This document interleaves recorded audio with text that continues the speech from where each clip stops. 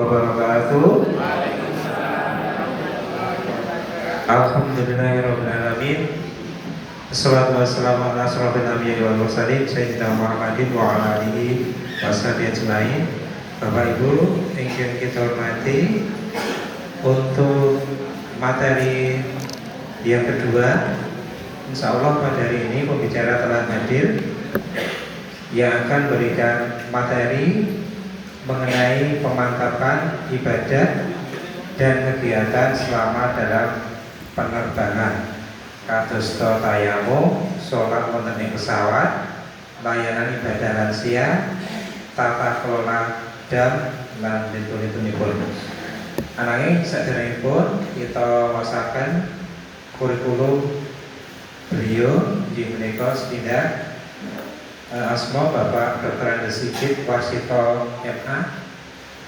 Terus ini, wonten dari sini pun ya, dari wonten diserah dari Pak Dr. Andes dari Sigit Wasito MA ya.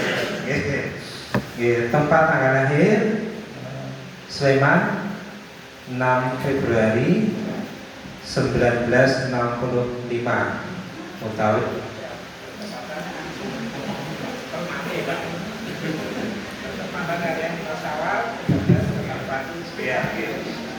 alamatipun wonten ing Padasan RT wonten ditulis nih RT RW 29 Pakem Binangun Pakem Sleman.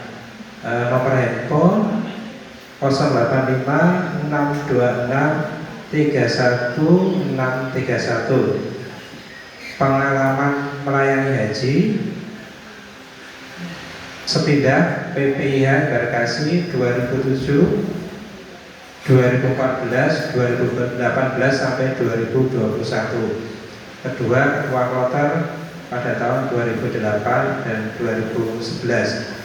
Nomor 3 pun PPIH Arab Saudi tahun 2019-2014.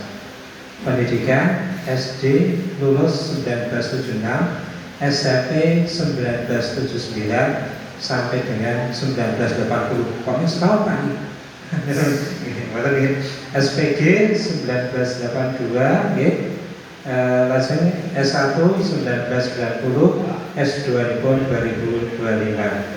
Kagem menirdan Bapak Ibu yang kita hormati, semoga dumateng panjenenganipun Bapak Dr. Andes Haji Sigit Wasito MA Sasonoworo kita aturaken sakabehipun. Semoga katur.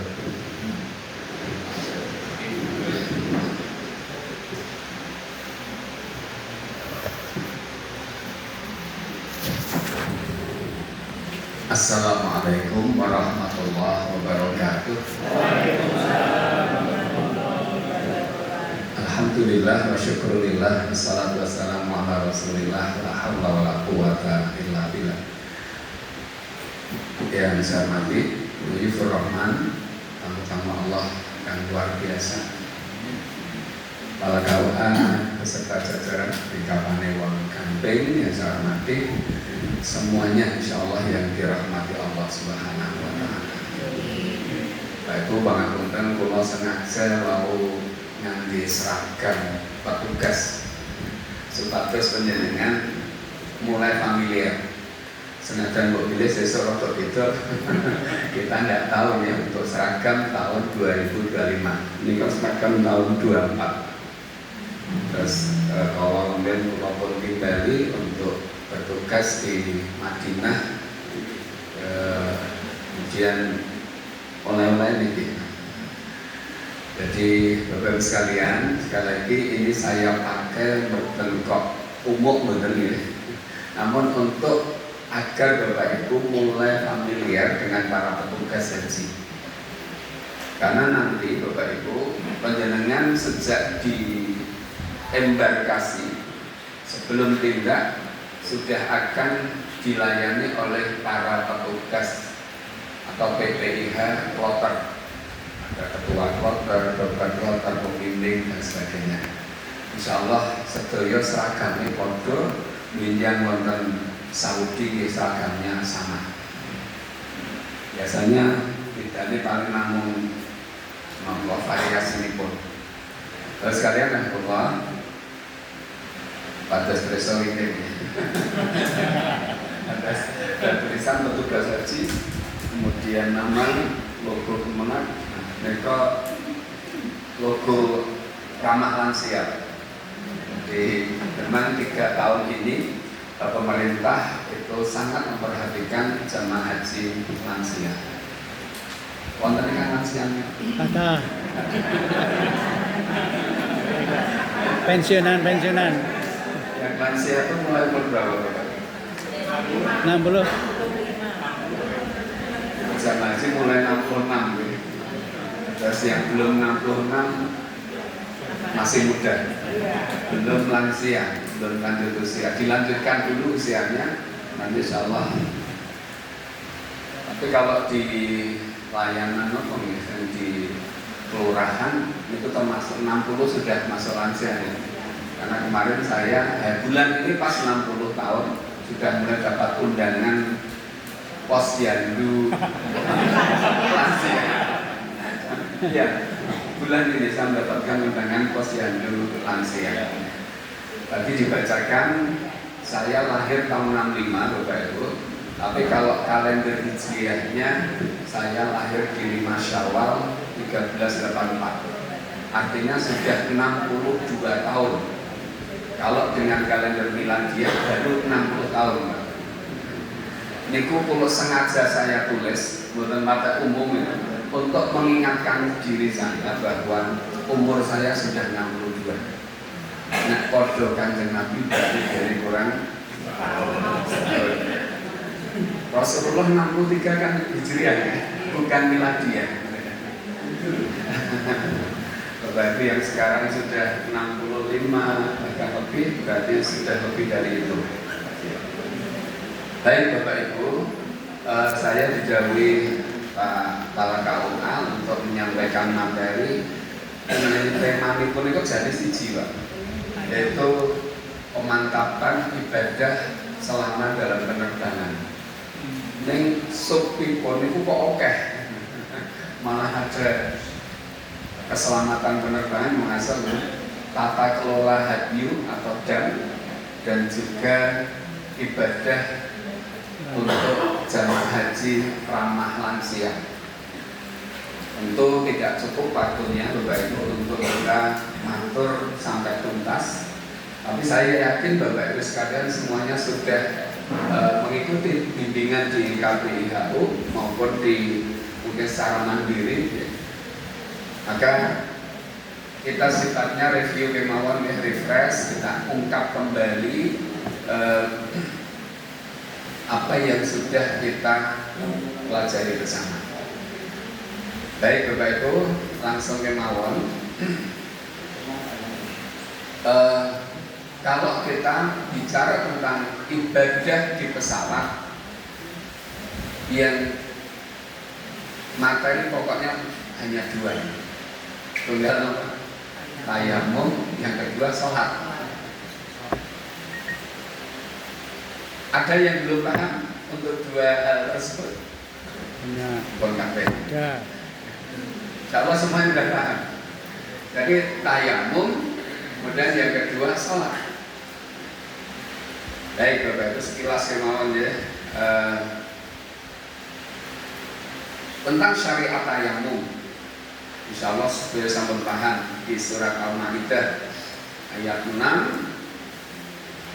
Katakan Allah mendikson, dan jika kamu sakit atau dalam perjalanan atau kembali dari tempat buang air atau berhubungan badan dengan perempuan, lalu kamu tidak memperoleh air, maka bertayamumlah dengan permukaan bumi yang baik atau dengan debu yang baik, sahidan thayyiban. Itu sampun jelas. Dan perintah Allah cukup, sapulah mukamu dan tanganmu dengan tanah. Itu sap muka dan tangan dengan tanah. Itu dasar hukum atau syariat tayamum. Allah.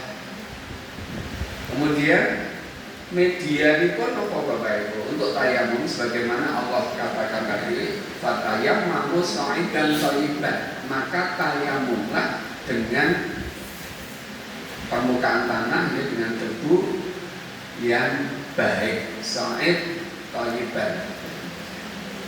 Kemudian medianya dijelaskan oleh Rasulullah dalam sebuah hadis riwayat Ahmad bahwa ju'ilatil ardu kulluha li wali ummati masjidan wa tahuran.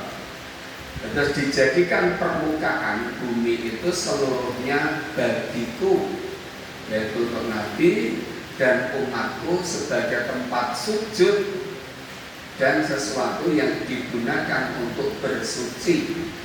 Di bumi ini semuanya dijadikan oleh Allah sebagai tempat sujud dan untuk bersuci. Itu media tayamum. Nah nanti dalam hal ini Bapak Ibu memang para ulama kemudian berbeda pendapat bagaimana kalau kita tayamum di pesawat. Padahal pesawat kursi ekor. Pertanyaan itu nomor bleduke. Ada debunya enggak di pesawat itu?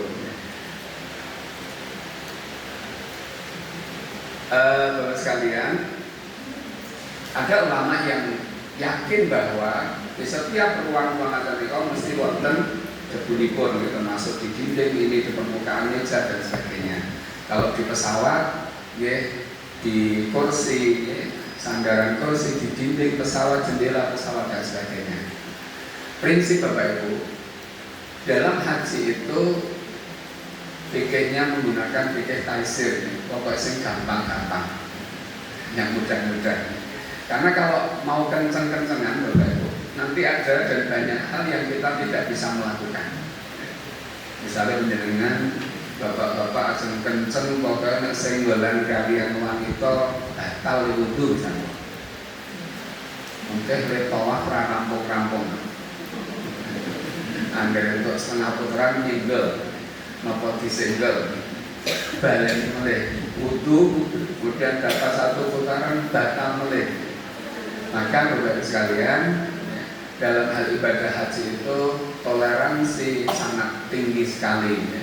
Dan insya Allah tidak ada orang mempermasalahkan. Nalika wonten dalem rada kenceng len ibadah len nyekel limat hatipun ning menawi wonten mriku biasanipun luluh dengan melihat kondisinya maka dengan sendirinya luluh. Baik, kita lanjutkan. Kemudian tentang tata cara tayamum Bapak Ibu. Nah ini yang monggo ya nanti Bapak Ibu yang biasa sudah dipelajari bersama para pemimpin penjenengan itu yang mana? Ada tata cara tayamum dengan 1 kali tepukan, maksudipun tepukan ke permukaan tanah. Ada yang 2 kali. Yang 1 kali menikah berdasarkan hadis riwayat Al-Bukhari dan Muslim. Bisa terbaca nggak? Terlalu lembut ya? Kalau wacake langsung terjemah itu gimana? Ada seseorang mendatangi Umar bin Khattab. Ia berkata, aku junub dan tidak bisa menggunakan air. Artinya tidak ada air. Ammar bin Yasir lalu berkata pada Umar bin Khattab mengenai kejadian ia dahulu. Aku dahulu berada dalam safar, dalam sebuah perjalanan. Aku dan engkau sama-sama tidak boleh sholat. Adapun aku kala itu mengguling-gulingkan badanku ke tanah, lalu aku sholat. Aku pun menyebutkan tindakanku tadi kepada Nabi SAW. Lantas beliau bersabda, cukup bagimu melakukan seperti ini. Lalu Nabi SAW dengan menepuk kedua telapak tangannya ke tanah.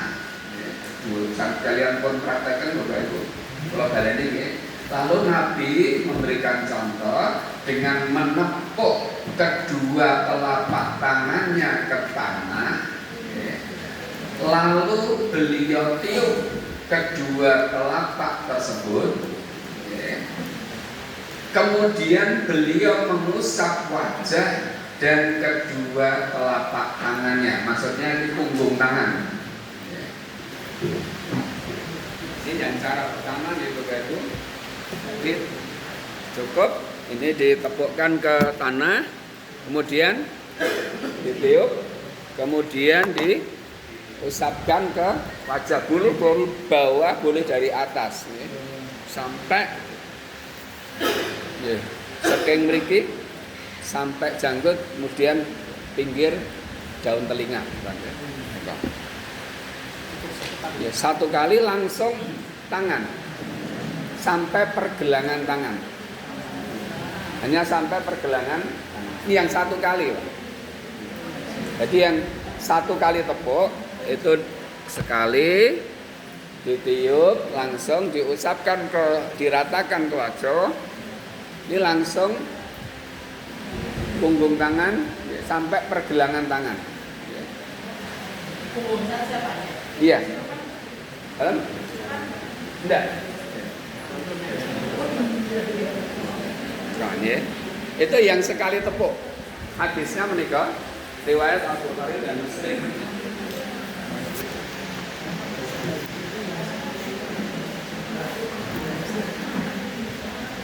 Tadi pun kentut Muslim.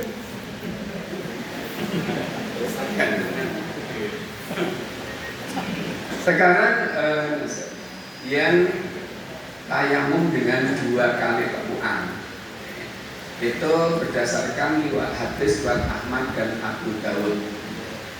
Saya bacakan dari Abu Umamah dan Ibnu Umar radhiyallahu anhu bahwa Nabi bersabda, tayamum itu terdiri dari 2 tepukan. Tepukan pada wajah dan tepukan pada kedua tangan hingga siku.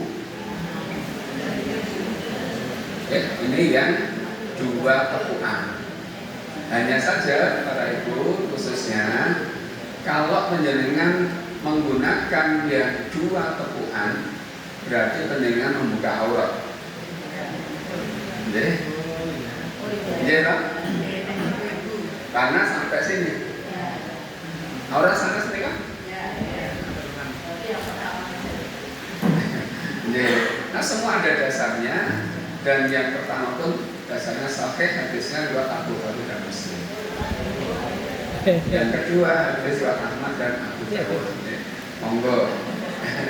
Karena kalau yang sampai siku otomatis ibu pasti membuka.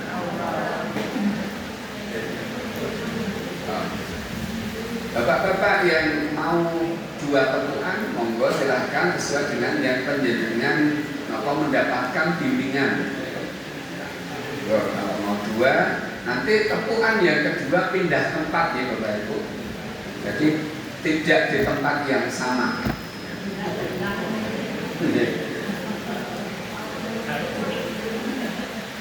Kalau kita bagaimana masalah ya Bapak Ibu? Baik, lanjut. Sekarang untuk sholat, hukum sholat di pesawat. Praktek itu insya Allah sudah sampun, kita hanya nanti agar kita ketika ada yang berbeda, kemudian kita sudah paham. Kayak kok sholat meneng misalnya, Bapak Ibu sudah paham. Kayak kok orang sholat meneng dan sebagainya. Wes sholat di pesawat kok jadi sholat meleng. Mangke terus pundi ya. Hukum sholat di pesawat. Yang pendapat pertama tidak sah dengan alasan 1, sulit mendapatkan air untuk wudhu serta debu yang memenuhi syarat untuk tayamum. Sekali lagi ini pendapat yang mengatakan sholat di pesawat tidak sah. Alasan itu sekali lagi karena sulit mendapatkan air untuk wudhu atau mendapatkan debu yang baik, sa'id dan thayyiban untuk tayamum. Yang kedua, saudara sekalian, karena sholat di pesawat itu tidak menampak bumi, bukan ngambah lemah gitu kan, bukan ngambah lemah. Karena pesawat terbang tidak menyentuh bumi, beda karo ninggon bis, ninggon sepur maksudnya. Nah ini disamakan dengan ninggon perahu. Itu kayak orang nampak bumi ini ngambah banyu. Kemudian yang berpendapat tidak sah adalah Imam Hanafi dan Imam Malik. Menurut Imam Hanafi, sholatnya diqadha setelah sampai di darat. Imam Hanafi. Sekarang pendapat yang kedua, sholat dalam pesawat sah dengan alasan kewajiban sholat dibebankan sekalian dengan ketentuan waktu dan tempatnya dimanapun berada. Jadi perintah sholat menikah sekaligus waktu dan tempat itu satu paket. Jadi dimanapun dia berada, maka kewajiban sholat itu ketika sudah tiba saatnya berlaku. Berarti tempatnya dimanapun, masuk bisa di dalam pesawat. Kemudian yang kedua, hadis dari Aisyah radhiyallahu anha dikatakan dia meminjamkan sebuah kalung kepada Asma, lalu kalung itu hilang. Terus Aisyah meminjamkan kalung kepada Asma binti Abu Bakar, kemudian kalung itu hilang. Lalu Rasulullah memerintahkan orang-orang dari para sahabatnya untuk mencarinya. Kemudian waktu sholat tiba dan akhirnya mereka sholat tanpa berwudu. Itu menikah dalil tentang tayamum nih. Terus agak mulai kalung sing hilang, nanti ngerti-ngerti waktu sholat masuk. Dan mungkin tidak didapati air di tempat itu, kemudian mereka sholat tanpa berwudu. Hadis riwayat Al-Bukhari. Kemudian yang ketiga alasannya, yang ketiga pendapat yang membolehkan adalah Imam Ahmad dan Imam Syafi'i. Walaupun Imam Syafi'i wajib mengulang atau ada, karena sholatnya di pesawat itu adalah li hurmatil waktu, untuk menghormati waktu. Terus mengenai Imam Syafi'i, Bapak Ibu, yang megangi mazhab Syafi'i tetap sholat di pesawat. Ini mungkin pun mencok mendarat. Niku mungkin baleni sholat, jadi sholat lagi. Jadi sholatnya di pesawat itu dihormatil waktu, untuk menghormati waktu. Sekalian, sekali lagi ini kami sampaikan karena bisa jadi dalam satu kloter penjenengan nanti ada yang sholat di pesawat kemudian tidak mengulang sholatnya. Angsal betul, boleh sah. Terus nonton sing pun sholat mungkin di Jeddah atau di Madinah kok sholat malih. Berarti beliau dihormatil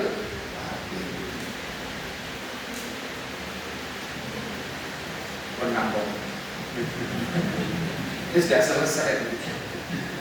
Untuk ibadah di pesawat ya kok. Yang lain apa ya? Ngata-ngata akan mikir, atau mungkin bisa juga membaca Al-Quran Bapak Ibu. Yang biasanya pun untuk pesawat mereka rata-rata sare. Banyakkan itu sare.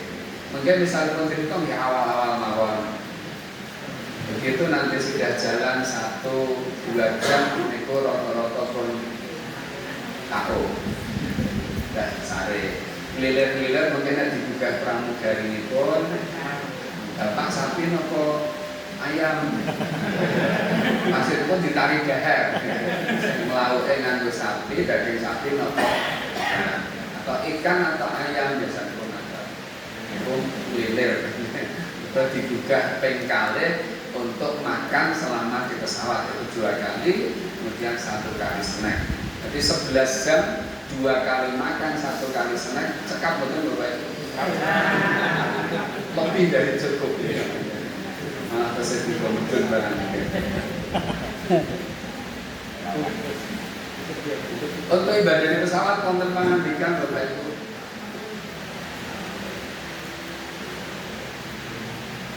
Cekap ya. Tidak ada jamaah ya, sendiri-sendiri. Tidak ada jamaah sendiri-sendiri. Untuk sholatnya, praktek sholat pun, mangke karena ini satu kloter kan memang semua jamaah haji Bapak Ibu. Beda dengan misalnya Bapak Ibu umroh itu kan campur, sholatnya kan umum itu 1 bulan. Maka nanti untuk sholatnya kan akan diingatkan ketika sudah masuk waktu sholat, diingatkan oleh kru pesawat, kemudian pembimbing ibadah atau yang ditunjuk insya Allah akan menjadi imam sholat itu. Ya, terus nonton sing langsung diimami. Aku ingin diimami jamaah kan? Apa diri-diri? Ya, jadi satu pesawat bareng oleh ya, atau saya jadi petugas kloter yang jadi jamaah bukan jamaah. Ya mungkin untuk sing wis jamaah kalau sing sehari bisa lagi karena bisa jadi ya, sangat mungkin konjone pun sholat itu sehari akan buka rawane itu apa namanya kok penak banget nganggo ngorok barang. Jadi sholatnya berjamaah Bapak Ibu. Nanti pasti kita melalui waktu sholat karena penerbangan 11 jam. Apakah zuhur asar kita lalui? Kalau melalui zuhur dan asar maka akan dijamaah qashar. Demikian juga ketika melalui waktu maghrib dan isya itu juga dijamaah qashar. Jadi berjamaah Bapak Ibu sholat itu. Ya matur nuwun Pak. Baik, karena materinya pantas sangat nih Pak. Nikah tata cara salat dilakukan dengan jamaah qashar, dilakukan sambil duduk, kiblatnya mengikuti arah pesawat atau sebenarnya mingkar-mingkar. Kalau mengawasi orang ngerti, mingkar nanti, manut mawon. Kemudian dilakukan berjamaah dengan imam pembimbing ibadah atau yang ditunjuk. Ya, terjawab ya Pak ya. Nah sekarang Bapak Ibu,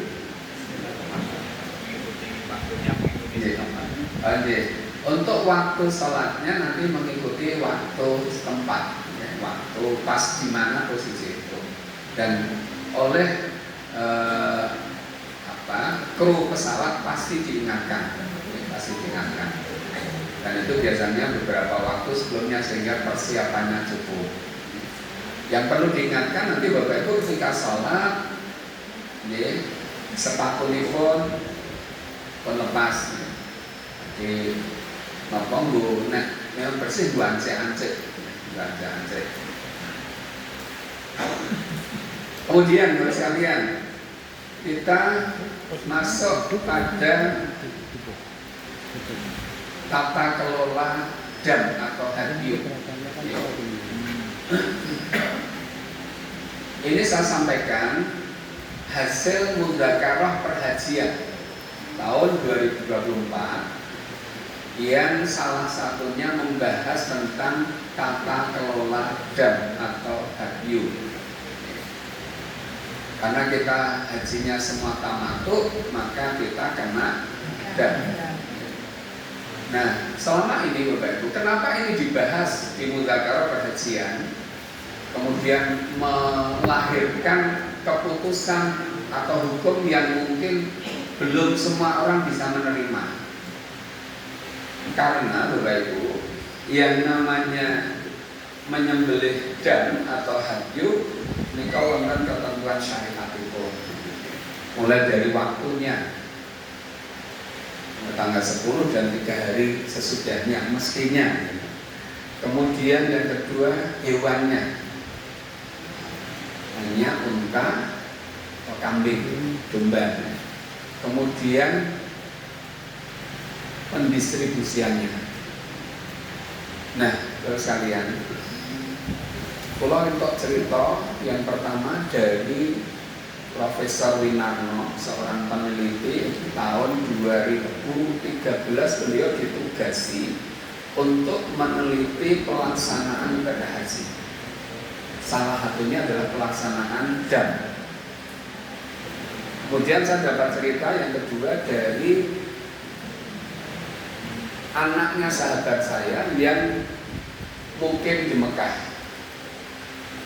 Ketika di awal tahun pertama di sana, beliau ya untuk hidupnya pengen golek rezeki lewat dam, dodolan wedhus, kambing dam. Cerita dari kedua sumber itu, dan insya Allah sahih, A1 nih cerita. Itu dikatakan bahwa diceritakan bahwa fitnah dalam pelaksanaan dam itu sangat tinggi. Jadi Prof. Winarno sebagai peneliti itu mendikte ternyata cerita tentang satu kambing disembelih berkali-kali itu benar adanya. Satu kambing dibelah bola bali. Bukan kok urip belah meneh urip belah. Gimana itu? Jadi misalnya gini Pak Bu, prakteknya. Ini kita 100 orang, penjenengan pesen kambing dam dengan saya. Saya ini mukimin, misalnya jual kambing di sana, saya temui petugas-petugas hotel, terus tuku golongan murah kalau ngantos real misalnya. Nanti dapat ziarah, ajak ziarah, kemudian makan siang, sekitar kalau ngantos real itu, atau bahkan dulu masih 250 real pun ada. Nah, kemudian pada saat hari H penyembelihan kita ziarah melewati tempat pemotongan hewan, tempat penyembelihan itu. Nah, Bapak Ibu suka yang buat, suka yang face itu ditutup itu loh, takut. Bisa nih kalau,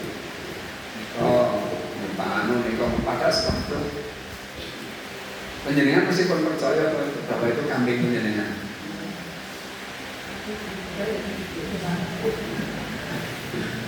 Nah, terus sekalian ternyata itu tidak bisa dipertanggungjawabkan kan mau reduksi sopor ya, itu tidak bisa dipertanggungjawabkan. Apakah misalnya kita 100 orang kemudian disembelihkan 100 betul, terus kita sudah nanti. Kalau kepada perseorangan,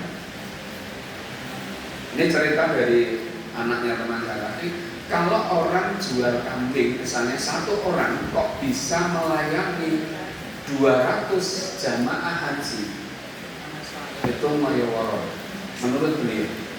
Karena beliau mencoba menerapkan syari'nya, Pak. Kalau menyembelihnya mungkin, belinya kalau dia jujur juga mungkin, tapi sampai pendistribusian untuk orang miskin itu enggak mungkin. Sehingga apa yang terjadi sampai hari ini Bapak itu terjadi kambing atau daging dam itu nanti begitu disembelih di rumah pemotongan ada mobil box yang mengangkut daging itu tekan pasar jual. Jadi tidak dibagikan kan? Pun buatan nonton boleh orang miskin terliko antaranya onto wedhus karo wong akeh. Wedhuse kayak orang miskin dulu ya. Memang dari segi distribusi sangat berat, sangat sulit. Dan itu memang dikhususkan untuk orang miskin. Itu masih terjadi. Maka pemerintah kemudian mencoba memperbaiki kondisi ini. Maka tahun kemarin, Bapak Ibu, itu sudah ada perbaikan, namun masih terbatas untuk petugas.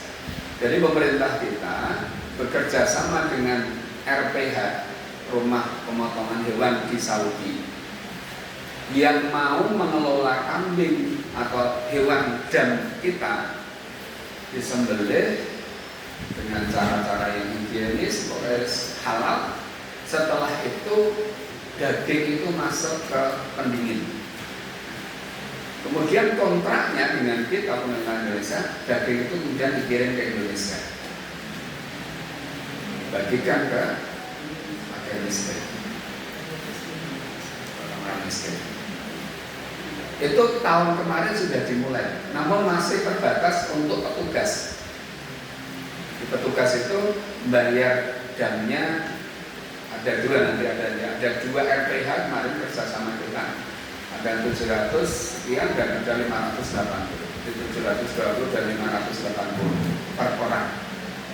Jadi kalau ada orang yang jualan kambing 300 real, justru jadi tanda tanya. 300 itu terus tenang apa? Pusing. 300 itu terus tenang apa? Kalau kambing memang dibanding di Indonesia sama lebih murah. Saya 2019 itu langsung beli dengan teman-teman dari petugas waktu itu karena belum ada inovasi seperti tadi. Kita beli sendiri kambingnya di pasar kambing, kemudian kita bawa ke tempat penyembelihan, sembelih, kita nyaksikan satu-satu sampai kemudian didistribusi.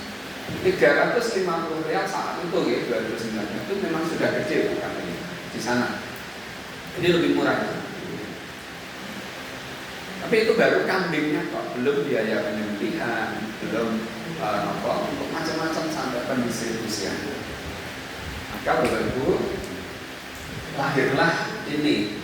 Kemarin Mudzakarah Perhajian 2 tahun itu membahas, diantaranya membahas tentang tata kelola dan ada keputusan itu Bapak sekalian tentang hukum penyembelihan dan pendistribusian hewan dan di tanah air.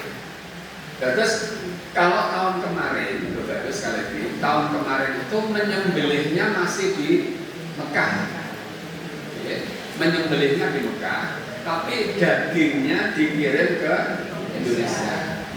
Nah sekarang ini menyembelihnya juga di Indonesia. Jadi disembelih di Indonesia nanti untuk orang-orang miskin di Indonesia. Ini hasil Mudzakarah Perhajian oleh para alim ulama dari berbagai, dari MUI, dari ormas-ormas Islam itu kemarin membicarakan tentang ini. Keputusannya ini Bapak Ibu. Saya tidak menyampaikan dalil-dalil pun karena panjang sekali ya. Ini saya sampaikan keputusan pun, keputusan hukumnya. Kita bacakan. Keputusan hukum menyembelih dan membagikan hadyu atau dam di luar tanah haram, maksudnya di tanah air, hukumnya boleh dan sah. Kemudian rekomendasi dari Mudzakarah itu, majelis Mudzakarah itu adalah pemerintah agar mensosialisasikan hasil putusan ini kepada jemaah haji melalui forum komunikasi KBIHU. Kemudian yang ketiga, pemerintah agar melaksanakan penyembelihan dan pembagian dam atau hadyu di luar tanah haram, yaitu di tanah air, secara bertahap. Diawali oleh PPIH Kloter dan PPIH Arab Saudi. Jadi tahun ini kemungkinan ini diberlakukan untuk panitia penyelenggara ibadah haji baik yang ada di Kloter maupun yang di Saudi. Ini untuk jamaah belum. Nanti jamaah itu melalui KBIH punya masing-masing yang mengikuti KBIH biasanya dikelola oleh KBIH. Sampai dikasih informasinya yang mengikuti KBIH. Untuk dam berapa real sampai dari belum. Itu biasanya dari KBIH itu sudah punya channel di sana. Jadi sudah punya koneksi di Mekah, nanti langganan untuk penyembelihan itu. Yang Bapak Ibu nanti bukan kok percaya ini meyakinkan, bahkan menyenangkan. Saya rasa berhak ya, matur mendika kepada pengurus KPH atau pembimbingnya bahwa yang pasrahi di sana itu benar-benar gitu. Jadi itu benar-benar yo dibeleh tenan ya, sesuai dengan jumlahnya, kemudian dibagi betul. Nah jangan-jangan ini dibeleh tok, ini ora gitu, tidak sampai distribusi itu. Padahal harusnya sampai distribusi. Baik, kita lanjutkan. Nah, pelaksanaan jam tahun 25 ya. Jadi sesuai dengan hasil keputusan dan rekomendasi Majelis Mudzakarah Perhajian, kemungkinan masih terbatas bagi PPIH Kloter dan PPIH Arab Saudi. Kemudian penyembelihan dilakukan di tanah air. Di penyembelihannya di sini. Nanti pemerintah bekerja sama dengan RPH. Jadi tidak bebas buatan. Nanti petugas haji itu berapa ribu? Yang kloter berapa ribu, yang Saudi berapa? Nanti berapa besarannya itu nanti kan tergantung hasil kesepakatan antara pemerintah dengan RPH. Jadi misalnya disepakati 500 real misalnya, ya berarti sama semua 500 real. Itu sudah sampai pada pendistribusian, dimulai dari kambingnya sampai distribusinya. Ini untuk yang kemarin contoh Bapak Ibu. Untuk tahun kemarin pelaksanaan dam itu oleh RPH Adani dan Al-Ukaisiyah. Dua, kemarin tadi saya matur nih, kerjasama pemerintah kita dengan dua RPH itu. Tarifnya ternyata beda. Akhirnya nggak semua bayar modus yang murah. Selisih untuk kan, ya di Adani itu 720 real. Kalau di Al-Ukaisiyah itu hanya 580. Ya, dari nilai saya murah. Masa saya kemarin juga bayar yang 580. Itu baru kemarin yang di sana, petugas yang di Saudi. Untuk jamaah dan petugas kloter belum, di jumlahnya belum banyak. Artinya ini ada peningkatan lagi. Ada keputusan hukum yang berbeda dari tahun kemarin. Jadi kalau tahun kemarin ya oleh dagingnya didistribusikan ke tanah air, neng lembeleh tetap neng tanah suci ya. Kalau yang tahun kemarin, sekarang ini sudah ekstrim nih perubahannya. Lembeleh yo neng tanah air, dibagi di tanah air. Dan kita percaya saja karena yang membahas sudah orang-orang alim di negeri kita ini. Karena tadi madorotnya kalau di sana, kalau mau malah ketentuan syariatnya tidak terpenuhi, terutama untuk distribusi. Ipon boten sah matur. Nah, sekarang kita masuk yang jam layanan haji ramah lansia, Bapak sekalian. Layanan haji ramah lansia adalah adalah layanan yang diberikan kepada jemaah haji lanjut usia dan jemaah haji beresiko kesehatan tinggi. Jadi untuk lanjut usia dan resti. Layanan ini bertujuan untuk meningkatkan kualitas layanan haji dan kesehatan jemaah haji. Kriteria jemaah lansia, Bapak Ibu. Kriteria jemaah lansia itu ada yang pertama lansia mandiri. Terus 70 tahun, 80 tahun pesih apa-apa masih mandiri. Kami punya jamaah bimbingan kami, Bapak Ibu, sudah 95. Ini pesih macul, Pak. Artinya kesehatannya luar biasa. 95 masih mandiri, sangat mandiri. Kemudian yang kedua, lansia dengan penyakit penyerta tapi masih dapat melakukan aktivitas harian secara mandiri. Ada penyakit yang tersisa mandiri. mungkin dari puskesmas dan menyampaikannya.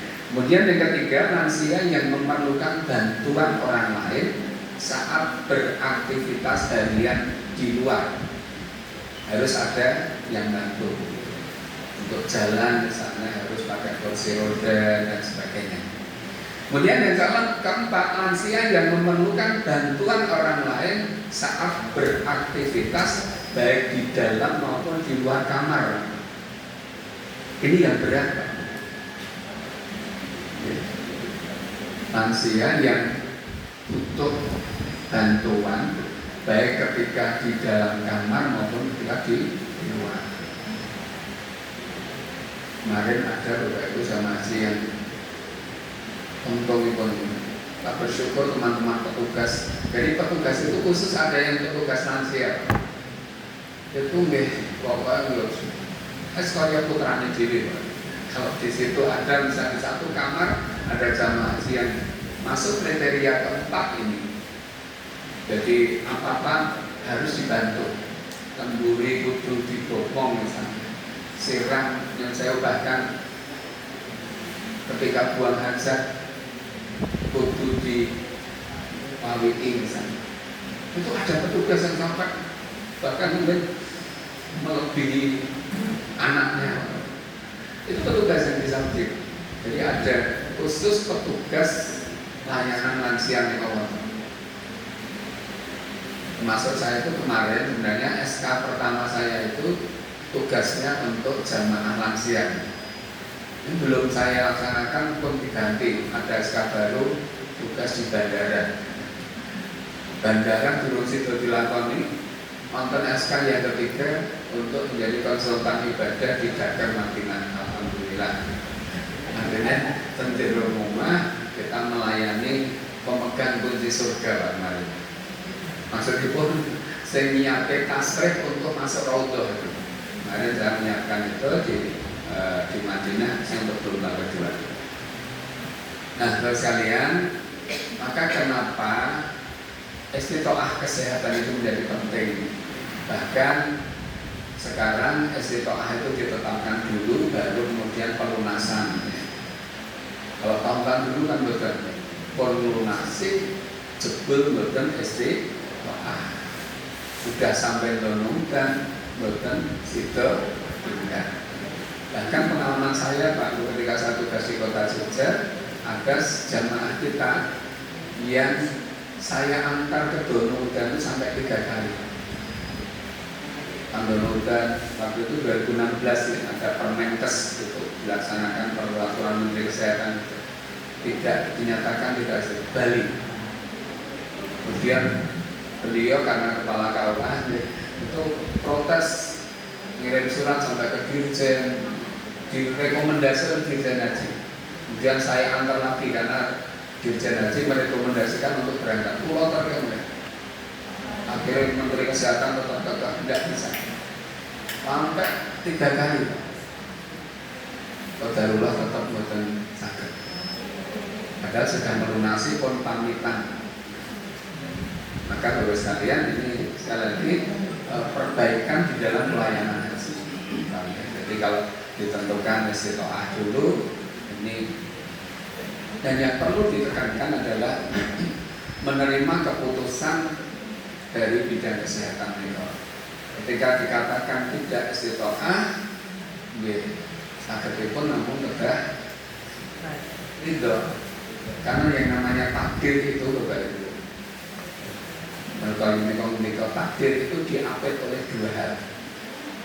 Dan ini berlaku untuk siapa saja, untuk kasus apapun juga. Takdir itu selalu diapit 2 hal. 1, tawakal sebelum terjadi takdir. 2, ridho setelah terjadi takdir. Tawakal sebelum takdir dan ridho setelah takdir. Termasuk dengan nanti Bapak itu akan menghadapi ini. Dan ini harus diterapkan di Sanpur. Penjenengan kan harapannya itu budaya dekat. Bagus katanya. Qadarullah takdirnya kok ada. Maka yang dilakukan apa? Takdirnya kan sudah tiba, sudah turun dari Allah. cerah ini ternyata afdol. Maka yang kita lakukan tidak ada lain kecuali harus ridho. Kalau tidak ridho pasti jadi masalah bagi diri kita sendiri. Pasti jadi masalah. Maka ini penting untuk sanggup kita. Jadi tawakal sebelum takdir, artinya kita sudah berikhtiar maksimal berdoa, dan hasilnya nanti terserah Allah. Kemudian Allah menurunkan ketetapannya berupa takdir. Takdirnya kemudian sesuai kalau harapan kita. Maka sikap yang kedua adalah ridho. Kalau tidak ridho maka akan jadi masalah. Pasti jadi masalah siapapun. Maka ini monggo dua hal ini kita pegang juga. Maka tawakal sebelum takdir dan ridho setelah takdir.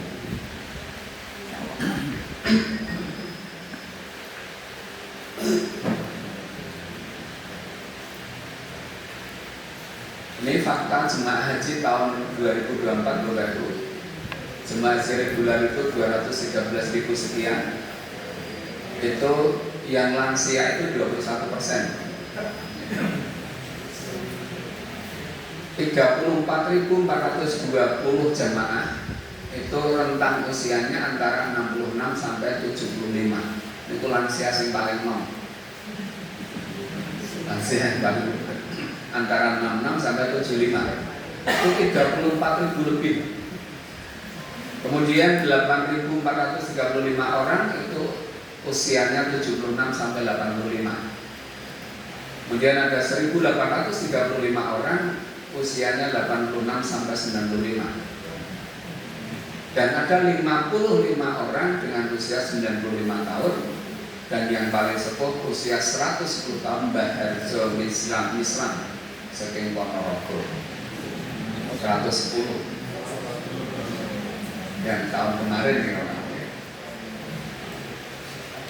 Nah, jadi melihat kondisi itu Bapak Ibu, maka layanan untuk jamaah haji lansia itu menjadi prioritas. Ini dimulai dari Undang-Undang 8 nomor tahun 2019 itu sudah ada prioritas jamaah haji lansia. Pilih saya dari Gamping wonten. Jadi sebenarnya kalau porsinya belum masuk, tapi karena umurnya sudah masuk, kemudian masuk kuota tahun ini, kuota haji lansia. Mungkin sudah di atas 90, nunggu daftar pun suwe, maka masuk. Kemudian jenis layanan haji lansia di asrama haji Bapak Ibu. Baca ini Pak. Jadi menyediakan alat bantu berjalan, ini disediakan. Kemudian dokter geriatri, dokter propot, apa Bapak Ibu?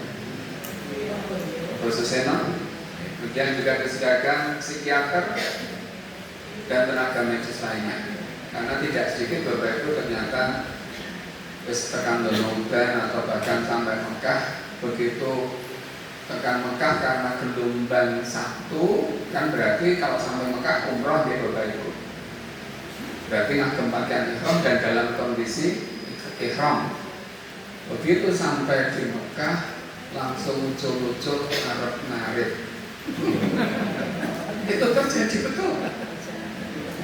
Sampai Mekah ageman ihramnya dilepas, jarinya arep. Oh ada. Jadi karena sudah demensia. Kalau sudah demensia mestinya sudah tidak istiqoah. Kan Islam itu berlaku bagi yang akalnya sehat. Kadang-kadang kan dipaksakan mungkin putranya yang masalah pokoknya tidak. Ini bahaya keselamatan jiwa bapak atau ibu. Bukan apa-apa, mati nanti orang malah diingatkan ya.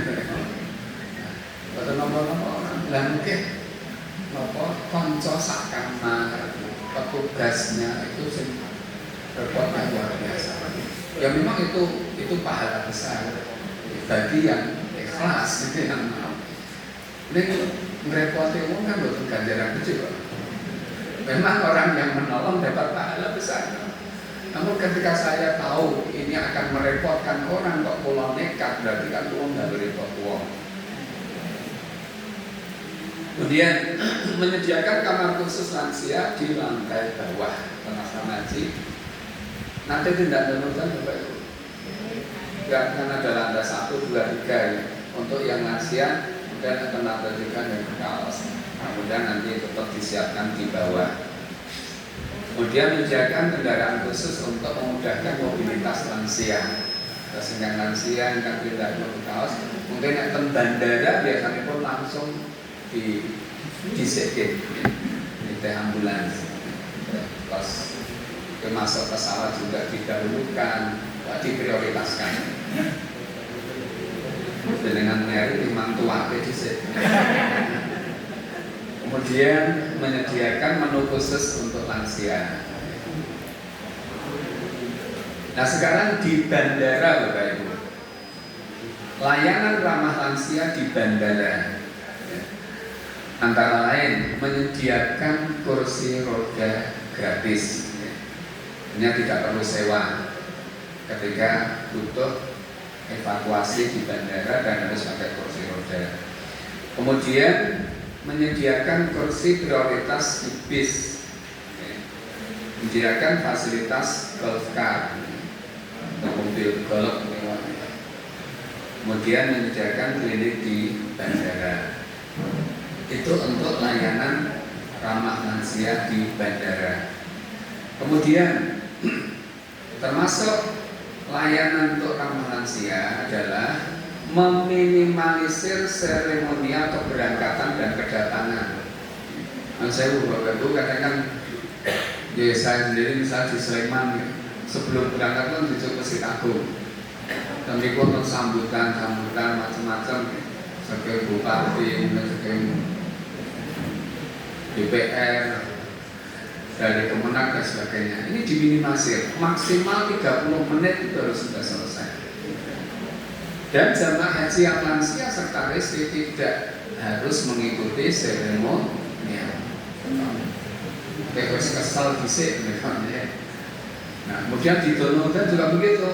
Sekarang penyambutan itu simpel, kayak ijab kabul nih, dari panitia daerah menyerahkan ke panitia embarkasi, ditompo, ya pun, jadi tidak terlalu lama. Nah, zaman dia upacara penerimaan penyambutan itu bisa 1 jam untuk mesake sama ibu. Sekarang sudah diringkes, bahkan tidak apa-apa. Kemudian untuk bimbingan manasik bagi lansia dengan prinsip keringanan atau taisir, kemudahan. Pokoknya sing gampang-gampang. Kulo nek matur Bapak Ibu, jika di bimbingan jamaah menika haji niku ora ana sing angel. Ning abot. Bedanya napa niku? Angel dalam hal manasiknya itu tidak ada yang sulit, Pak. Kenapa? Haji itu tidak ada rukun qauli. Rukun yang harus diucapkan itu. Artinya ketika kita sehat, kita bisa beraktivitas. Koncone pokoknya sholat mubeng melu mubeng, koncone melayu melu melayu, koncone balan melu balan, menang mawon itu sah. Tidak ada rukun kaulinya. Beda dengan sholat. Nah sholat ono sing kudu diwaca, nek ora diwaca mboten sah. Haji lho teman-teman. Masa kok gambar perang-perang aja meneng mawon. Nah, maka doa-doa itu sifatnya keutamaan, Pak. Maka tentu lebih utama kalau kita bisa juga berdoa, berzikir. Niku sing minimalis kok pancen ora iso tenan niku kepepet tepet meneng mawon niku sah. Jadi prinsip keringanan atau taisir. Kemudian layanan ramah lansia di tanah suci, Bapak Ibu. Antara lain layanan ramah lansia juga disiapkan untuk jemaah haji selama berada di Arab Saudi. Jadi ada dokter, ada perawat, ada petugas yang dari umum, tapi khusus tugasnya itu untuk melayani lansia di konten. Tadi saya sampaikan sampai bulan, sampai nebusi, mawiki dan sebagainya itu ada yang sampai seperti gendong, manggungan gendong wong tuane sedoso. Di sana gendong jamaah haji, mandikan dan sebagainya. Dan nek sedina rong dina terus nek sesasi lah gitu. Jadi masalah.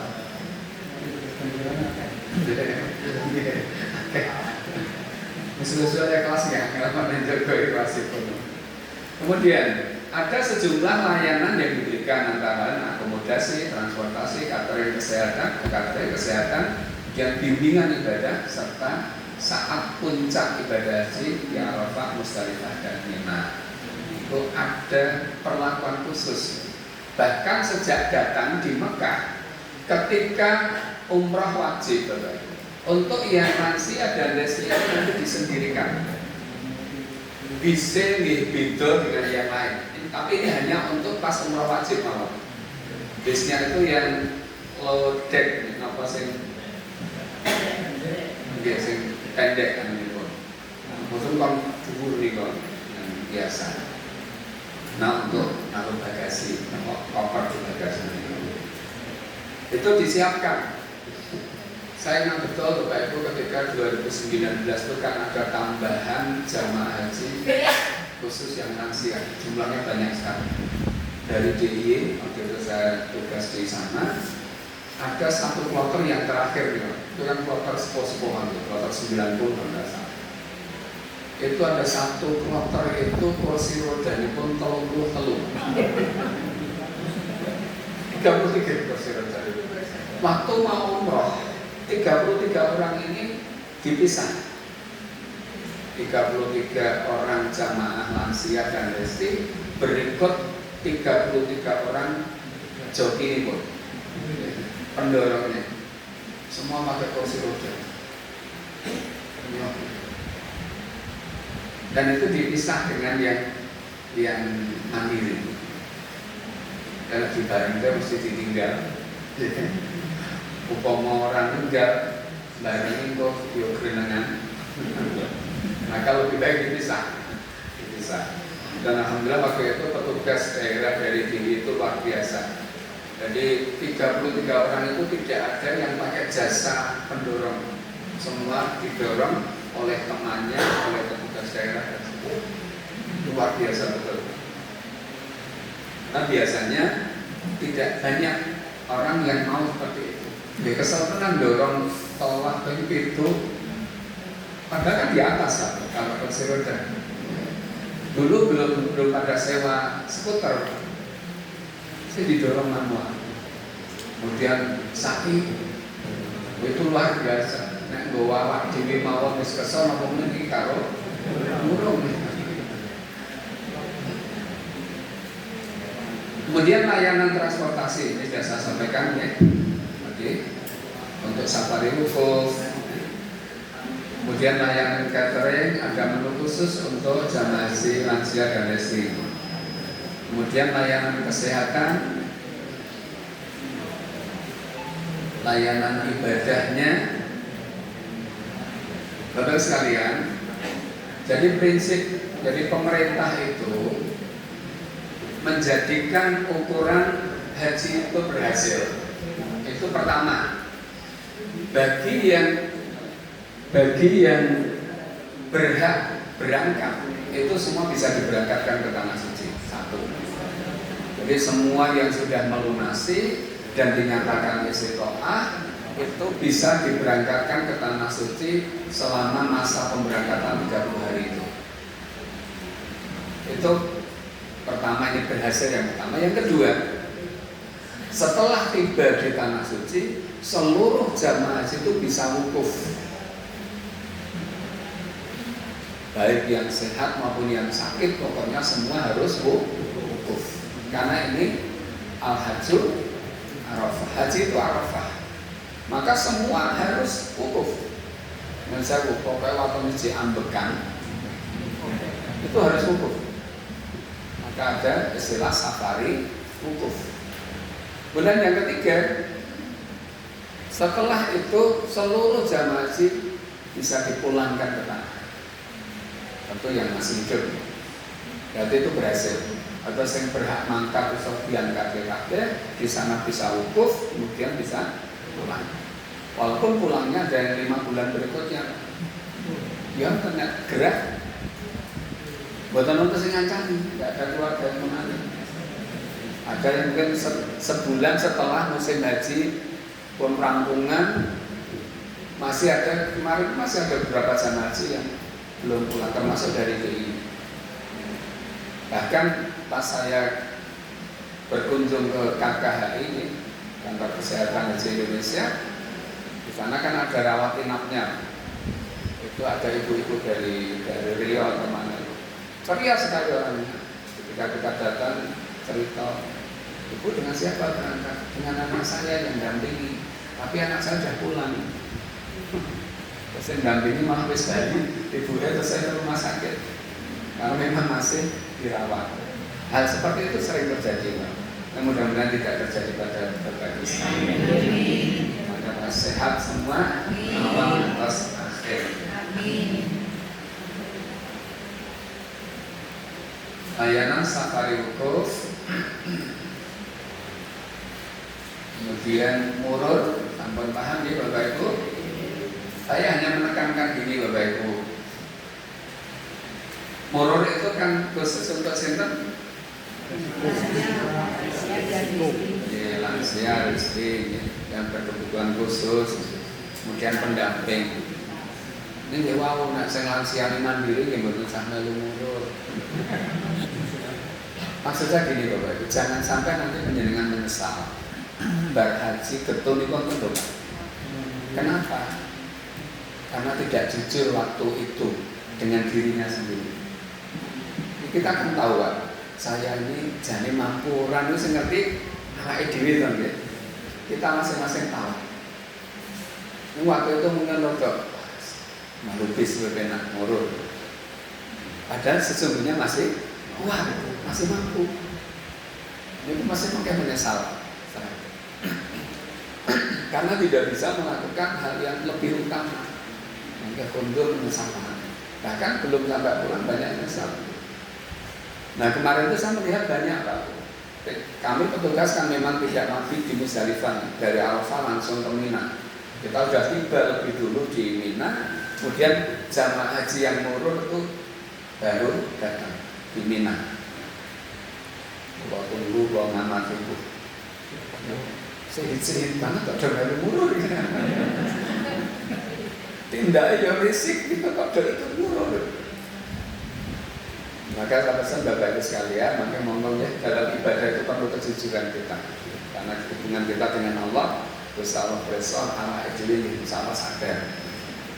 Itu dalam murur nih, yang saya tekankan itu ngomong. Namun kalau memang penjenengan menyesal itu, misalnya menjauh tindak ngerotok ngerosol misalnya, atau sakit pada saat itu, ya ikut murur aja, itu lebih baik.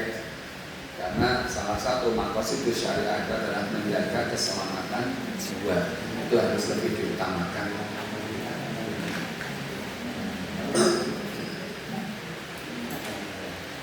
Kemudian yang kedua tanazul Bapak Ibu. Kalau murur tahun kemarin sudah. Dan murur itu Bapak Ibu, kemarin itu keputusannya itu sudah musim haji sudah berjalan. Jadi waktu manasik kan dari wonten ya kemarin. Waktu manasik seperti ini belum ada rencana ada murur, istilah murur belum ada Pak tahun kemarin. Ngertinya nggih niku. Murur ki opo? Kemudian didata sama murur untuk siapa dasar. Nah tahun ini tambah satu lagi yaitu tanazul. Kalau dulu Bapak Ibu tanazul itu pengertiannya jamaah haji Bali di sini itu tanazul dulu. Jadi karena sakit atau karena mungkin ada kepentingan yang memang seperti dulu 2019 itu musim pelantikan anggota dewan itu banyak jamaah haji dia akan dilantik sebagai DPR baik di kabupaten bahkan sampai pusat. Ini do izin. Itu jenenge tanazul. Jadi dia pulang lebih dulu, tidak bareng kloternya, itu tanazul. Nah sekarang istilah tanazul itu berkembang. Itu bisa terbaca ya. Jamaah haji yang tinggal di hotel dekat area Jamarot akan kembali ke hotel, tidak menempati tenda di Mina. Itu yang dimaksud tanazul. Jadi tidak mabit di Mina, tetapi nginepipun kan hotel. Ya di hotel penjaringan itu. Misalnya nanti penjaringan di dekat Jamarot, di daerah Sisah, Raudhah Aziziyah, itu kan dekat Jamarot. Terus langkung celak seking hotel kalau mau ke Jamarot daripada dari tenda. Itu lebih dekat dari hotel. Itu tanazul. Belum? Bisa. Dan ada skema itu nanti. Jadi ada rencana itu. Dan kemarin 2 hari yang lalu saya dapat informasi dari pusat, dari pusat salah satu direkturnya sudah kontak DIY. Kayaknya DIY nanti ada yang program murur ini. Tanazul. Alhamdulillah selesai. Fokus. Ada program tanazul kayaknya dari DIY ada. Nah, sebenarnya wacana itu sudah beberapa tahun yang lalu, Pak. Hanya saja masalahnya pada catering. Jadi karena dapurnya itu selama di Mina itu kan dapurnya di Mina. Sementara kalau di hotel sengaja ngeterke catering ke hotel itu yang sulit distribusinya, tidak bisa masuk ke sana. Ya, maka yang dulu kan ada yang begitu nih mandiri. Ini lumayan itu sekali jajan. Duit terus nanti gak keriting mungkin ada. Kali makan 15 real misalnya. Nah, telung dino ya lumayan. Dari makan 2 kali kan terus kosong kayaknya. Nah, sekalian, ini tanazul ya. Jadi hanya nanti Bapak Ibu saya sampaikan resikonya. Kalau penjaringan ini misalnya kalau pas tanggal 10-nya itu dari Arafah, Musdalifah itu nanti langsung ke Jamarot, langsung balang jumrah. Bariku baliknya kan hotel, kembali ke hotel ya. Nah untuk tanggal 11, 12 dan 13 kalau nafar fani niku mangkeh le rodok ribet itu mabitnya. Artinya apa? Bapak Ibu tetap punya kewajiban mabit walaupun beberapa saat itu berada di seputar Jamarot. Misalnya Jamarotnya ini ruangan besar ini. Nah di luar sana itu penjaringan nanti berada di situ. Misalnya pun nunggu untuk sampai masuk kriteria mabit itu 2 jam misalnya gitu. Berangkat dari hotel jam 10 malam misalnya. Nah, itu nanti masih nunggu dan nanti lewat tengah malam. Itu nunggunya di luar area Jamarot itu. Misalnya penjaringan 10 orang. Nah, kemudian ibu-ibu juga ada rombongan sendiri, ada yang 15 orang, ada yang 5 orang. Itu berada di sekitaran sini. Nah, repot itu apa? Ini dikuyong-kuyong karo polisi. Tidak boleh ada orang duduk-duduk di situ. Maksudnya digusai terus. Ya makanya digusai ya pindah orang. Mungkin gusainya pindah orang. Mungkin sama ya Pak. Mungkin le lunak ini pas waktu sholat malam. Misalnya pas melewati waktu sholat di situ di tempat itu baru orang digusai. Nah, kayak sholat. Walaupun pakai seragamnya tadi kita tetap digusai. Mereka kan nggak mau tahu. Nah, rodok repot nih mau. Ini saya matur itu kan nanti Bapak Ibu ketika mengalami hal itu dengan kelingan sikit. Oh belum ya. Tak makam kayak tahu Anda di mantan itu. Gitu Bapak sekalian. Ini untuk tanazul ini. Jadi yang tanazul itu di samping apa? Tujuannya sesungguhnya gini Pak. Di samping memang apa ya? Jadi kenapa ada skema tanazul? Karena kepadatan Mina waktu itu sudah luar biasa. Jadi di Mina itu ada istilah Mina Jadid. Nanti ya Bapak Ibu. Mina Jadid itu Mina baru, perluasan. Aslinya Musdalifah, tapi ada perluasan. Jadi kalau misalnya masjid, kemudian sini udah enggak menampung sampai jalan Dikon, padahal sudah bukan Mina lagi. Nah, ada jamaah haji kita yang tinggalnya itu di tenda Mina Jadid. Aslinya jadi Musdalifah. Sering dikelaskan kayak Musdalmina. Musdalmina itu Mina Jadid itu.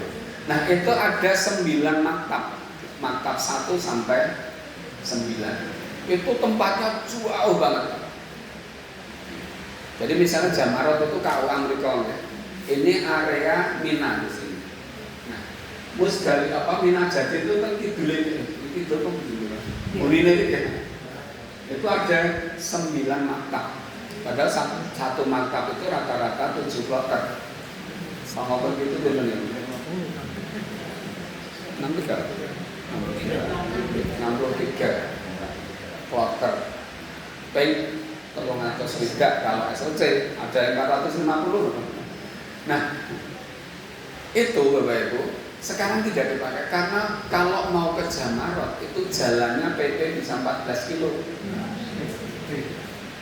bisa lebih. Sanggup. Nah, kemudian yang kedua Bapak sekalian, tahun kemarin yang 9 maktab ini tidak Mina Jadid tidak ditempatkan. Kemudian yang 9 maktab ini dimasukkan ke Mina yang sesungguhnya. Mina asli ya. Maka terjadilah penumpukan di Mina ya. Hingga kemarin kita semua Bapak Ibu besok ya diberita itu heboh. Dan memang itulah adanya. Jadi penjenengan itu Bapak Ibu di sana di Mina dan Arafah itu hanya dapat jatah 1 alas tidur busa tipis nih Bang. Yang lebarnya itu nek kula coba ya, awak kula ngeten iki, saya coba melekar penggen busa itu. Awak kula niki pas. Nek tangan kula tak jelet iki wonten pun nyenggol gone wong.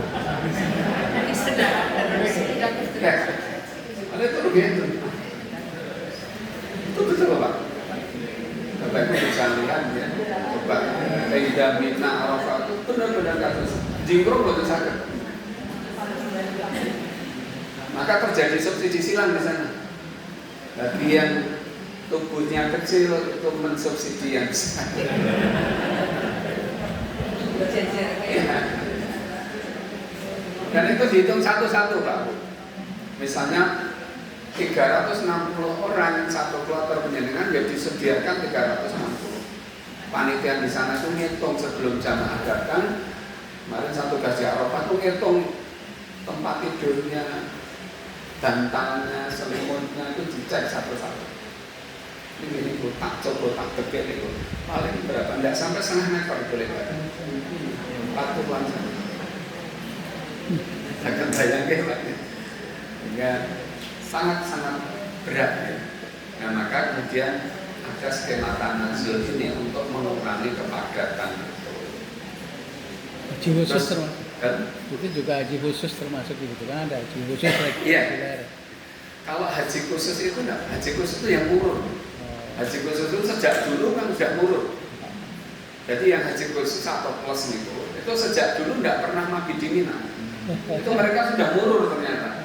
Jadi ketika kita kemarin heboh murur itu mereka malah dia enggak ngerti mabit itu apa enggak ngerti. Walaupun masih muda. Iya, walaupun muda. Namun kalau di Mina memang yang haji khusus itu kelebihannya mereka dekat. Jadi keluar tenda itu udah langsung ke area Samarot. Untuk kasa oga, kasa yang oga. Ya, mereka ada 250, 300 juta. Kalau saya beli mau. Tapi dalam hal layanan Bapak Ibu yakin kita lebih bagus. Mereka tidak ada panitia pun. Tidak ada panitia seperti kita. Penjaringan tuh sejak dari Sleman, Tondono dan diterke Dono dan panitia yang di Sopio taswe digawake, mau oleh mau sandal cangkeke. Kemudian tiba di bandara di Jeddah atau di Madinah disambut, diterke tekan hotel, di hotel disambut, sampai diterke mlebu kamar, koper yang ketemu goleke, semuanya. Dahar diladeni. Betulan. Nah, haji khusus tidak ada panitia itu. Yang mereka ya hanya dari PIHK-nya itu, dari bironya. Betul-betul panitia sing ngeten tidak ada.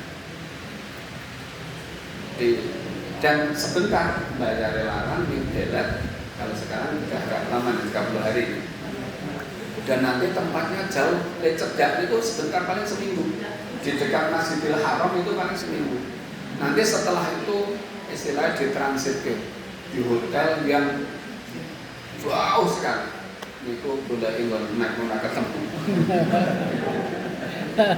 Kenapa itu saya pernah milih sedulur ya, tonggo yang dia haji khusus tapi dari Jakarta. Waktu itu dia mau sepinya jajan betul-betul warung di tempat hotel yang transit. Bisa cek kalau punya saudara yang pernah.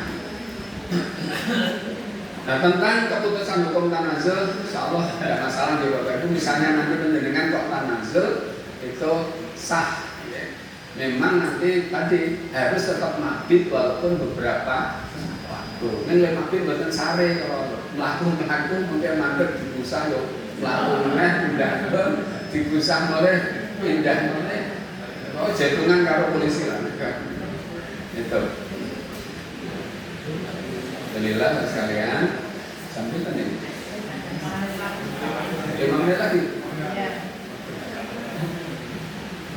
Oke, selesai sih loh di pada mantan ini.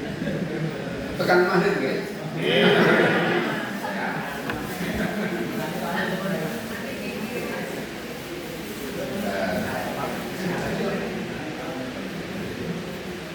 Sekilas malam Pak Bu sekalian. Sekilas tentang keselamatan penerbangan.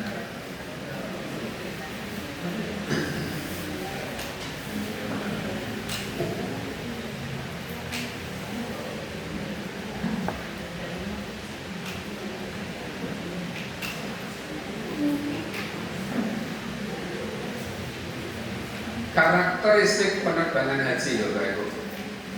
Antara lain merupakan penerbangan internasional, penerbangan charter, penerbangan direct ini langsung mampir-mampir, kemudian hanya mengangkut jamaah haji. Jadi tidak boleh Bali ini ngangkut TKW ini tidak boleh. Kenapa tiket pesawat jamaah haji itu mahal? Karena charter. Jadi kalau ikut yang umroh itu kan melu bis umum katakanlah. Kalau haji kan betul. Ketika berangkat nganter dengan kondur Blondang. Nanti ketika kondur mertok Blondang Bali ini sih. Jadi kan rong tangkep nih. Dua kali. Maka kenapa jadi mahal? Kalau umroh itu katanya 15 juta sudah bisa pada lepas jol ya, PP. Jadi kok hampir 30 juta kunjung ya karena charter. Baik, itu susunan kursi di pesawat seperti itu Bapak Ibu. Jadi sejer ada tiga baris ya, masing-masing 3. Ada yang 4 tengah, kemudian kanan kiri 3. Ini yang banyak itu 3.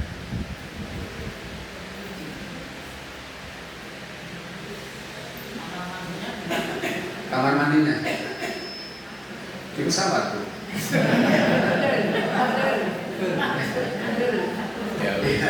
Ada yang di tengah, ada di belakang. Oke. Nanti Yes. Nggak nonton ya. Standar pelayanan bahasa saya sampaikan. Nah, kalau sekalian, ini tentang yang harus diperhatikan, Bapak Ibu. Keselamatan penerbangan itu pasti berhubungan dengan barang bawaan. Yang pertama saya masuk secara umum, prinsipnya gini Pak. Terkait dengan barang bawaan, itu pokoknya saya abot, saya repot. Tambah abot, tambah repot, itu pasti. Maka bawa seperlunya, secukupnya, tidak usah berlebihan. Ageman ini baju butuh berapa? Seragam. Asia. Kemudian di seragam itu ada seragam nasional, seragam KPHU ya, sudah 2 pasang, sudah 2 setel. Kemudian pakaian ihram. Kemudian yang harian butuh pinten Pak?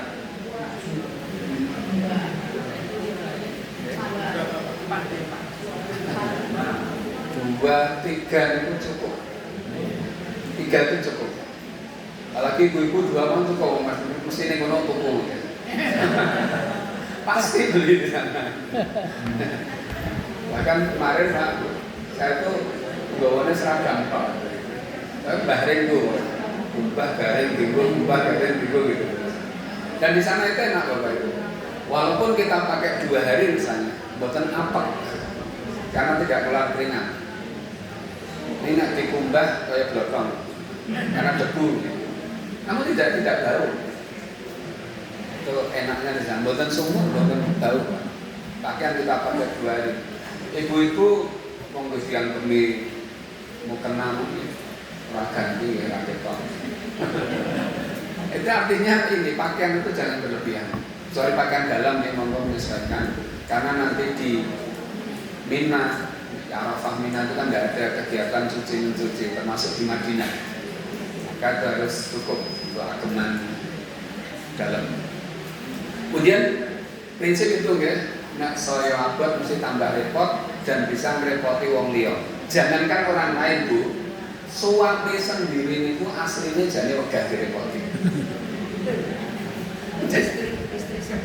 Istri sendiri juga kata ibu.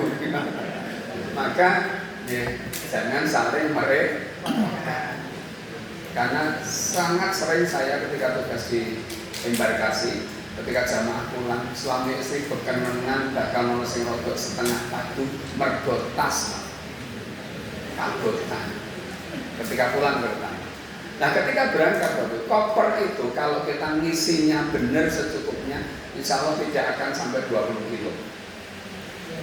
Tidak akan sampai 20 kilo. Nah, kemarin hanya tidak sampai 15 kilo. Lalu 32 kilo. Ini nasi gawa 32 kilo. Gawa kita repot sendiri. Kemudian yang koper kecil itu 7 kilo. Prinsip begini Bapak Ibu, dalam memasukkan barang bawaan, okay, prinsip umumnya begini. Kalau barang itu makainya nanti di tanah suci Mekah maupun Madinah, lebok ke koper besar maksudnya. Jangan dimasukkan tas atau koper kecil yang masuk kabin, karena nanti yang di kabin itu ada pemeriksaan dan pasti kelihatan di X-ray itu, misalnya gunting, karena nanti untuk potong guntingnya nggak ketemu dia. Tapi di Mekah dia lebok ke koper. Nah, penjenengan masuk ke koper kecil mesti kena. Dan ada jamaah haji itu agak mangkapnya sebotong itu.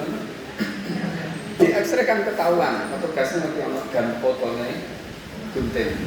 Kemudian diambil, digunting kalau petugas yang di embarkasi. Asal gunting di bolten. Terus barang ketemu, hari ini foto-foto yang masih ngepot. Itu udah sering kudung yang ngomong. Maka itu ya prinsipnya, pokoknya yang di tas paspor dan tas koper itu, koper kecil, itu hanya yang dipakai selama perjalanan. Prinsip itu. Yang tidak dipakai atau digunakan di perjalanan haram masuk koper kecil. Itu pasti selamat. Pasti selamat. Kayak kalau ada gunting, mungkin ada macam-macam, ada sabun mandi misalnya yang cair misalnya. Karena kan maksimal hanya 100 ml. Atau sampo misalnya. Betul mungkin suplemen. Itu semua yang nanti dipakai di sana pokoknya koper besar prinsipnya. Kalau selamat. Kemudian yang di koper kecil itu nanti masuk di kabin, itu mesti enteng. Walaupun berat maksimal 7 kilo, kalau kita hanya membawa pakaian salin, guling, donodan itu kan hanya dipakai waktu ganti di donodan mau selama sehari semalam itu nggak sampai 4 kilo itu. Jadi enteng masukkan kabin juga. Kalau ada yang koper kecilnya ngantek abot banget nih kok mesti salah dari saya. Itu pasti salah kesini berlebihan. Anak zaman dia mau sambal pecel barang hubungan tas tentengan sekarang kan tidak perlu masak. Dan itu nanti tema corak pendikom oke koper kecil atau tas tenteng. Itu barang-barang yang berbahaya. Nanti materi insya Allah sudah saya kirim Bapak Ibu ke panitia. Kemudian pelayanan penerbangan haji sebelum, saat penerbangan maupun sesudahnya. Ini dalam penerbangan. Kemudian untuk kamar mandi itu yang tadi ditanyakan, kamar mandi nanti diamati mungkin kunci pintu yang ini ya. Bagi yang belum pernah nitip motor libur, itu kunci yang digeser kanan kiri 225. Kemudian ini klosetnya bagus sekali. 90. Klosetnya Wajib tahu. seperti itu. Ketika buang hajat harus duduk di kloset, buatan duduk tenduri. Kemudian di belakangnya ada tombol flash nih untuk apa? Untuk nyemprot, untuk nyemprot sehingga pasti bersih. Ampun kaget ngomongnya di bekos seru banget nih kan. Ini, nah termasuk wastafel Bapak Ibu untuk menggunakan air bisa sekedar sikat gigi misalnya bisa. Mungkin pasang duri, taruh sikat gigi atau untuk belajar basuh muka dan ngantuk. Tapi di presannya ini ada tombol merah dan biru. Yang merah itu panas, bukan kewalik. Kemudian ini saya dekat.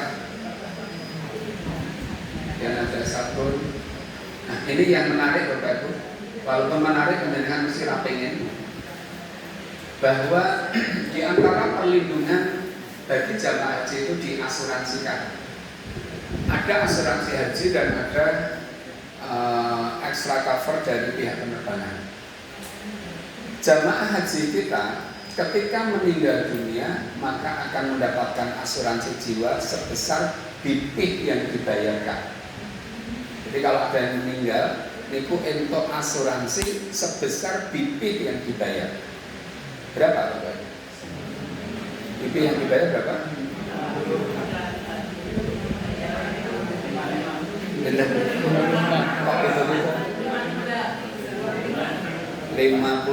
sekian itu nggak? 55, 478, 501 ribu ya Pak. Itu sebesar itu yang didapat. Berlakunya kapan? Sejak masuk embarkasi sampai sebelum keluar debarkasi berlakunya. Kalau dulu asuransi itu berlaku sejak keluar rumah sampai sebelum masuk rumah. Saat ini embarkasi. Jadi misalnya contoh, ada jamaah haji dari Sleman mau berangkat, sedo ke Prambanan, bahkan ke Colomadu, maka tidak bisa mendapatkan asuransi. Mergo belum masuk embarkasi. kasih. Atau ketika pulang sudah tiba di Donodan pun diberangkatkan ke Sleman, nembe tekan Kartosuro misalnya, maka sudah tidak dapat. Jadi ketika masuk belum dapat, ketika keluar sudah tidak dapat. Nek dia betul patokannya omah. Ini saya sudah 3 kali. Kira-kira berat sakit ini kok untuk dibung-bung biasanya. Benar asuransi. Atau meninggalnya di rumah sakit pasca haji. Itu dulu masih dapat karena belum sampai rumah. Nah saat ini tidak, patokannya embarkasi dibatasi. Kemudian bagi jamaah haji yang meninggal di pesawat masih dapat ekstra cover 125 juta dari penerbangan. Jadi untuk 255 sekian karo 125 175 180. Anda sangat sakit. Oh, karena mendaftar wong lho niku. Waktu itu betul. Niku bentuk perhatian dan perlindungan dari pemerintah. Mudah-mudahan Bapak itu tidak usah dapat niku ya. Kalau kontur sehat menjadi lebih baik, lebih manfaat. Kalau kinalih Allah malih mungkin. Kadang Bapak Ibu yang bisa saya sampaikan. Oh iya. Sebaliknya membawa kain ikram itu berapa biji? Oh iya, kain ikram untuk ya bapak-bapak ini kan ya berapa biji? Nek kula lho Pak ya, tidak harus podo. Nek kula 3 lembar mawon. Oh, terima kasih. 3 lembar mawon. Lu napa iso tuku min 3? Demi wong loro tuku 3. beli nggih. Beli 3 2 orang kan terus untuk 6 lembar kan itu telu.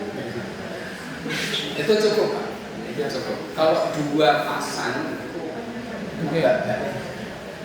Dan kalau 1,5 itu mungkin pas ke Mina kan betul serep siji nih, yang dipakai kan sudah atas bawah dan betul serep 1 lembar. Nek kula lho nggih, itu insyaallah cukup. Nanti gue ganti. Itu nanti Yang pembagian dari bank Kenpro harus dibawa nggak? Soalnya disesuaikan dengan beberapa kali betul itu loh. Bawanya itu betul. Jadi souvenir yang dari bank yang berupa kain ikram yang berbapak itu kenal. Itu tidak harus dipakai itu. Penjenengan punya yang lain lebih seret, mungkin menjauh lebih kualitasnya lebih baik, dianggap yang itu tidak harus dibawa, tidak harus dipakai. Ini kurang ya banknya ya namanya souvenir ya. Banknya matur nuwun jenengan terus melalui sana terus dicapsin. Mboten kudu diagem niku. Kalau ada yang lebih nyon sewu lebih mungkin lebih rapat ya. Kadang-kadang kan nonton sing rada transparan gitu. Nggih, setelah itu yang bawah 2, yang ini cuma 1. bisa ke atas bawah. Nggih, sami gitu. Itu sudah menurut saya. Mungkin yang perlu diganti kunci ya. 3 biji gitu. Iya, 3 lembar. 3 lembar. 3 setel. Iya, 3 lembar. 3 lembar. Bukan 3 setel, 3 lembar. 3 lembar. Bisa digunakan. 3 setel. Cakap Bapak Ibu. Akan matur nuwun mengira menempat bangunan bersalam. Assalamualaikum warahmatullahi wabarakatuh.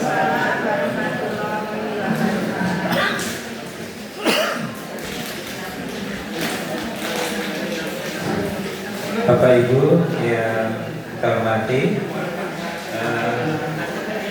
dengan berakhirnya apa yang disampaikan materi dari Bapak Dr. Anissa Sekian WMA, maka untuk pertemuan pada hari ini kita anggap cukup.